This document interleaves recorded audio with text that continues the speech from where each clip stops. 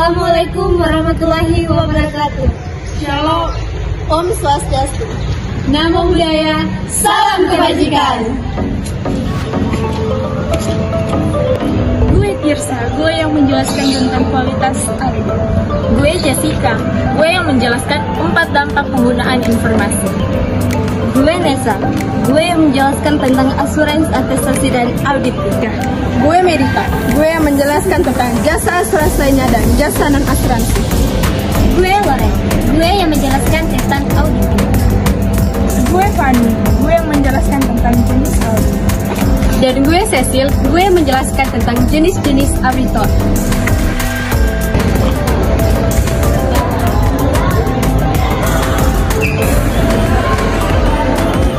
Oke guys, jadi saat ini kita mau presentasi dengan topik materi bab 1, yaitu tentang auditing dan jasa asuransi. Baik, sebelum saya akan menjelaskan lebih lanjut mengenai auditing dan jasa asuransi, saya akan menjelaskan sedikit tentang laporan keuangan. Apa sih itu laporan keuangan? Apa sih? Oke, jadi laporan keuangan merupakan laporan yang menunjukkan kondisi finansial sebuah entitas pada suatu periode tertentu. Tujuan penyusunan laporan keuangan adalah untuk memantau perkembangan bisnis perusahaan dan memberikan informasi bagi manajemen, kreditur, investor, pemerintah, dan masyarakat umum untuk mengambil keputusan. Brand auditor sebagai pihak yang kompeten, independen, dan objektif bertujuan untuk memberikan jaminan bahwa laporan keuangan perusahaan dapat diandalkan oleh para pihak yang berkepentingan untuk mengambil keputusan. Untuk menjaga independensi auditor, maka disusunlah standar profesional akuntan publik oleh Dewan Standar Profesi dari Institut Akuntan Publik Indonesia atau IAPI untuk menjamin pengendalian kualitas jasa dari kantor akuntan publik. Dengan demikian, setiap mahasiswa akuntansi yang bercita-cita bekerja sebagai auditor laporan keuangan harus paham bahwa mereka akan memasuki sebuah dunia yang berfokus pada kualitas audit. Mengapa kualitas audit sangat penting? Ya, karena para investor dan para kreditur bergantung pada informasi laporan keuangan yang andal untuk membuat keputusan investasi dan kredit pada suatu perusahaan. Sebagai contoh, untuk membuat keputusan pemberian kredit ke suatu perusahaan, bank berdasarkan keputusannya pada kondisi finansial perusahaan yang tercermin dari laporan keuangannya. Besarnya tingkat bunga pinjaman yang ditetapkan oleh bank tergantung pada 3 faktor, yaitu yang pertama, tingkat bunga bebas risiko. Tingkat bunga bebas risiko adalah tingkat bunga yang akan diperoleh bank jika menginvestasi jumlah sebesar pinjaman yang diberikan dan dalam jangka waktu yang sama dengan jangka waktu pinjaman ke obligasi perbankan. Dan yang kedua, risiko bisnis pelanggaran. Risiko ini mencerminkan kemungkinan perusahaan peminjam tidak mampu melunasi pinjaman karena kondisi ekonomi atau bisnis seperti resesi, keputusan manajemen yang buruk, atau persaingan dalam industri yang tidak diharapkan. Dan yang ketiga, risiko informasi. Risiko informasi mencerminkan kemungkinan suatu informasi tidak akurat untuk menentukan besarnya risiko bisnis. Kemungkinan besar penyebab dari risiko informasi adalah laporan keuangan yang tidak akurat. Selanjutnya, auditing tidak memiliki dampak terhadap tingkat bunga bebas risiko atau risiko bisnis, namun memiliki efek yang signifikan terhadap risiko informasi. Jika bank merasa puas bahwa risiko informasi minimum karena laporan keuangan perusahaan diaudit, maka risiko bank secara substansial akan menurun dan tingkat bunga bagi pinjaman akan dapat diturunkan. Seperti contoh kasus SNP Finance di awal bab ini, di mana SNP Finance berhasil memperoleh pinjaman dari 14 bank karena laporan keuangan terlibat meyakinkan. Perkembangan dunia saat ini berdampak pada lingkungan pengambilan keputusan karena jumlah data dan informasi yang tersedia sangat masif, sehingga kemungkinan besar para pengambil keputusan mendapat informasi yang tidak dapat diandalkan. terdapat minimal 4 kondisi yang menyebabkan meningkatnya permintaan penggunaan informasi akan informasi yang relevan dan dapat diandalkan. Yang pertama, jarak. Dalam ekonomi global seperti sekarang ini, dapat dikatakan hampir tidak mungkin para pengambil keputusan memperoleh informasi mengenai suatu perusahaan dari sumber pertama karena terpisah oleh jarak dan waktu. Para investor belum tentu mengunjungi lokasi yang jauh untuk mengecek investasinya, sehingga mereka membutuhkan profesional dalam bidang ini, yaitu formasi untuk menyediakan informasi tersebut. Yang kedua, kompleksitas. Kejadian dan transaksi dalam lingkungan bisnis global saat ini sangatlah beragam dan kompleks, seperti instrumen derivatif dan aktivitas lindungi nilai, yaitu hedging. Pengambilan keputusan mungkin tidak memiliki keahlian ketika menghadapi transaksi dalam kompleks. Itulah mengapa mereka memerlukan jasa profesional untuk membuat informasi tersebut mudah dipahami untuk mereka gunakan dalam proses pengambilan keputusan. Yang ketiga, sensitivitas waktu. Lingkungan ekonomi saat ini menuntut perusahaan, investor, dan pengguna informasi keuangan lainnya untuk membuat keputusan lebih cepat daripada sebelumnya. Kemampuan untuk memperoleh informasi yang berkualitas tinggi sesegera mungkin penting bagi perusahaan agar tetap kompetitif dalam lingkungan bisnis global ini. Yang keempat, konsekuensi. Setiap keputusan memiliki konsekuensi berupa investasi sejumlah sumber daya dalam jumlah yang signifikan. Oleh karena itu, para pengambil keputusan memerlukan informasi andal yang diperoleh dan diverifikasi oleh profesional dalam bidang informasi.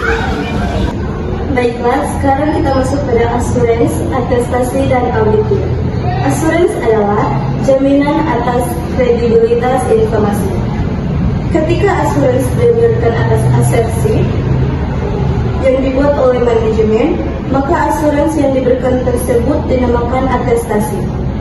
Jika jaminan diberikan atas laporan keuangan perusahaan, maka atestasi tersebut disebut sebagai auditing. Selanjutnya, jasa asuransi. Jasa asuransi adalah jasa profesional independen untuk meningkatkan kualitas informasi bagi para pembuat keputusan. Pihak yang bertanggung jawab untuk membuat keputusan bisnis memerlukan jasa asuransi untuk membantu meningkatkan kenalan dan relevansi informasi yang digunakan sebagai dasar untuk mengambil keputusan. Akuntan publik menawarkan jasa asuransi, terutama asuransi atas informasi laporan keuangan historis. Selain itu, akuntan publik juga menawarkan jasa asuransi terhadap pengendalian internal atas laporan keuangan, laporan PCR.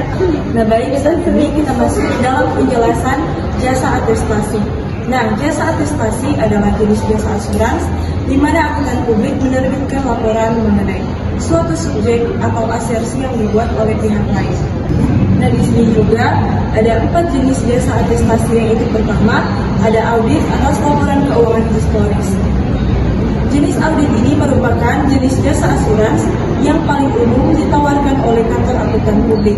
Yang kedua, ada audit terhadap pengendalian internal atas laporan keuangan historis.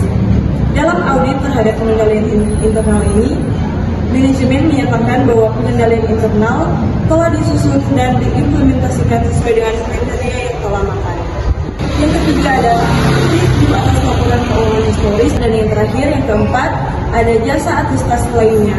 Akuntan publik juga menawarkan berbagai jasa atestasi. Biasanya akuntan publik ditugaskan untuk memberikan asuransi tertulis mengenai keandalan asersi yang dibuat manajemen. Saya akan melanjutkan materi mengenai jasa asuransi lainnya. Akuntan publik juga menawarkan jasa asuransi lain yang tidak termasuk dalam definisi jasa atestasi. Jasa asuransi berbeda dari jasa atestasi dalam hal akuntan publik. Tidak disyaratkan untuk menerbitkan laporan tertulis, dan asuransi tersebut tidak harus mengenai reliabilitas dari asersi pihak lain mengenai keputusan terhadap kinerja tertentu. Jenis jasa asuransi ini berfokus pada peningkatan kualitas informasi bagi pengambilan keputusan, sama halnya dengan jasa atestasi. Contoh jasa asuransi kinerja antara lain adalah sebagai berikut. Yang pertama, pengendalian dan risiko investasi, termasuk kebijakan berkaitan dengan derivatif. Yang kedua, mystery shopping, yaitu berpura-pura atau menyamar menjadi konsumen guna menilai bagaimana staf bagian penjualan berinteraksi dengan pelanggan sesuai prosedur yang berlaku. Yang ketiga, penilaian risiko pengumpulan, pendistribusian dan penyimpanan informasi digital, yaitu melayani risiko keamanan dan pengendalian yang berkaitan dengan kata elektronik, termasuk kecukupan backup dan penyimpanan offsite.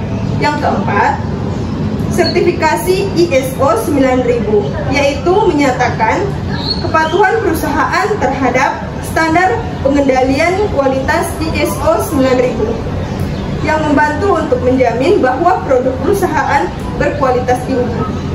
Yang kelima, penilaian risiko terhadap tindakan kecurangan atau foul dan tindakan melawan hukum atau ilegal dengan menyusun profil risiko kecurangan serta menilai kecukupan sistem dan kebijakan perusahaan untuk mencegah dan mengidentifikasi kecurangan dan tindakan ilegal. Selanjutnya, jasa non-asurans. Selain jasa asurans, akuntan publik dapat memberikan jasa lainnya yang berkaitan dengan akuntansi, keuangan, dan manajemen. Jasa tersebut dapat berupa jasa akuntansi dan pembukuan, jasa perpajakan, dan konsultan manajemen. Jadi sekarang kita masuk dalam auditing. Apa itu auditing? Jadi auditing adalah akumulasi dan evaluasi bukti dari informasi untuk menentukan dan melaporkan tingkat hubungan antara informasi dan kriteria yang ditetapkan. Auditing harus dilakukan oleh seorang yang kompeten dan independen. Kriteria yang digunakan dalam audit laporan keuangan adalah standar akuntansi keuangan. Dalam audit pengendalian internal atas laporan keuangan, kriteria yang digunakan adalah kerangka terintegrasi pengendalian internal yang dirumuskan oleh COSO, di mana Community of Sponsoring Organization of the Trade Combination. Bukti adalah informasi yang digunakan oleh auditor untuk menentukan apakah informasi yang diaudit sesuai dengan kriteria yang ditetapkan. Bukti tersebut dapat dalam bentuk yang berbeda-beda antara lain. Yang pertama, data elektronik dan dokumenter mengenai transaksi. Yang kedua, komunikasi tertulis dan elektronik dengan pihak eksternal. Yang ketiga, observasi yang dilakukan oleh auditor. Yang keempat, testimoni lisan dari klien atau pihak yang diaudit. Tahap akhir dari proses auditing adalah menyiapkan laporan audit untuk mengkomunikasikan hasil temuan auditor kepada para pengguna. Laporan audit harus memberikan informasi kepada para pembaca mengenai tingkat hubungan antara informasi yang diaudit dan kriteria yang ditetapkan. Format laporan audit tergantung apa yang diaudit. Jadi sekarang kita akan masuk dalam materi berikutnya, yaitu jenis audit. Nah, akuntan publik melakukan 3 jenis audit utama, yaitu yang pertama audit operasional, yang kedua audit kepatuhan, dan yang ketiga audit laporan keuangan. Yang pertama, audit operasional. Audit operasional menilai efisiensi dan efektivitas berbagai elemen dari prosedur dan metode operasi perusahaan. Ketika audit operasional selesai dilakukan, manajemen menerima rekomendasi untuk meningkatkan operasi. Dengan demikian, audit operasional lebih cenderung merupakan konsultasi manajemen daripada audit. Yang kedua, audit kepatuhan atau compliance audit. Audit kepatuhan dilakukan untuk menentukan apakah pihak yang diaudit menaati prosedur, aturan, dan regulasi tertentu yang ditetapkan oleh otoritas yang audit. Kemudian yang ketiga, audit laporan keuangan. Audit laporan keuangan dilaksanakan untuk menentukan apakah laporan keuangan dinyatakan sesuai dengan kriteria tertentu. Biasanya kriteria tersebut berupa standar akuntansi keuangan. Sekarang kita masuk dalam jenis-jenis auditor. Jenis-jenis auditor ada 3, yaitu yang pertama akuntan publik, yang kedua auditor pemerintahan, dan yang ketiga auditor internal. Kita masuk dalam jenis auditor yang pertama, yaitu akuntan publik. Akuntan publik adalah seseorang yang memiliki izin akuntan publik yang diterbitkan berdasarkan Undang-Undang Nomor 5 Tahun 2011 tentang akuntan publik. Biasanya, istilah auditor digunakan secara bergantian dengan akuntan publik.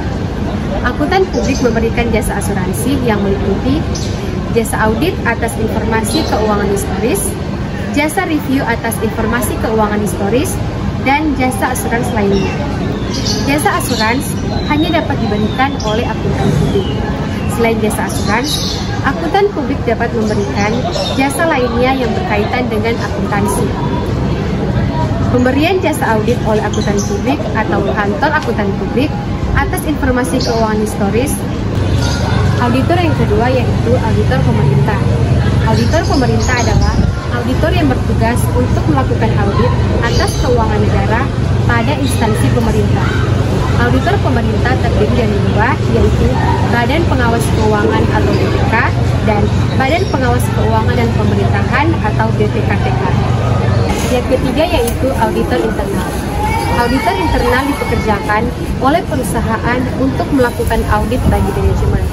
Tanggung jawab auditor internal sangat beragam, tergantung pada pemberi kerja.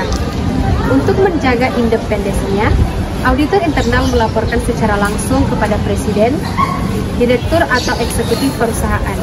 Namun, auditor internal tidak dapat independen secara penuh selama masih terdapat hubungan kerja dengan karyawan. Para pengguna informasi yang berada di luar perusahaan tidak mau hanya tergantung pada informasi yang diverifikasi oleh auditor internal karena tidak dianggap sepenuhnya oleh independen. Demikian